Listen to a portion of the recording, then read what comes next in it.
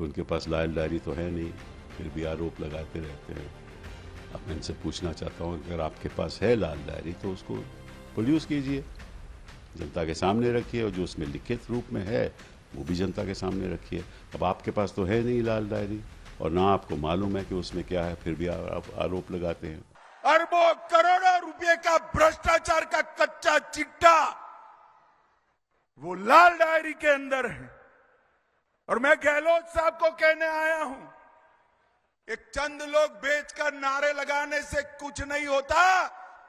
जरा भी शर्म बची है तो लाल डायरी के मुद्दे पर इस्तीफा देकर चुनाव के मैदान में आइए, हो जाए दो हाथ। एक कांग्रेस सरकार थी और उस वक्त कांग्रेस सरकार ने किसानों के लिए कुछ नहीं किया। भारतीय जनता पार्टी की सरकार ने किसानों के लिए ढेर सारे काम किए और ढेर सारी योजनाएं लॉन्च की, और हर किसान को 6,000 रुपया आज भारतीय जनता पार्टी दे रही है।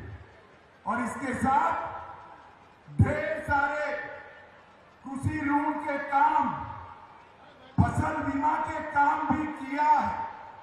कांग्रेस की सरकार थी, किसान बजट 22,000 करोड़ था। कितना था?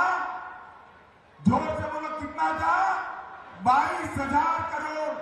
मोदी जी ने 6 गुना बढ़ाकर 1,25,000 करोड़ करने का काम नरेंद्र मोदी जी ने किया। तो उनके पास लाल डायरी तो है नहीं, फिर भी आरोप लगाते रहते हैं।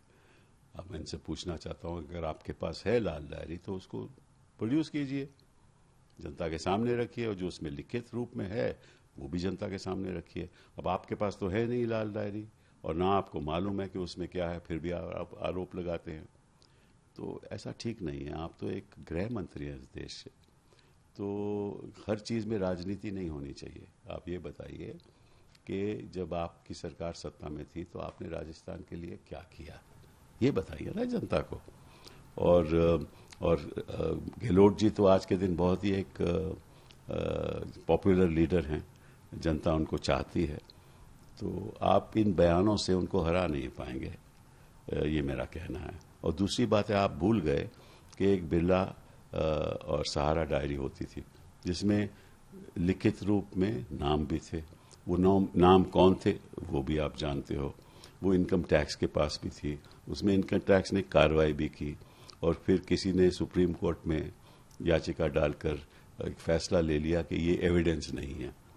और अगर एविडेंस नहीं है तो कोई बात नहीं, जहां तो आपके पास डायरी भी नहीं है, जहां आपको मालूम है नहीं कि उनके पन्नों में क्या लिखा है, वो तो एविडेंस हो गई, वो तो करप्शन हो गई। और जहां एविडेंस है, राइट, जहां लिखित रूप में है, तो वो एविडेंस नहीं है। तो ये मापदंड, ये जो दो मुखिया की राजनीति है, मुखिया राजनीति है, ये ठीक नहीं है। दूसरी बात कि अगर वो एविडेंस नहीं भी थी तो ईडी को और सीबीआई को जांच करानी चाहिए थी, ठीक है ना।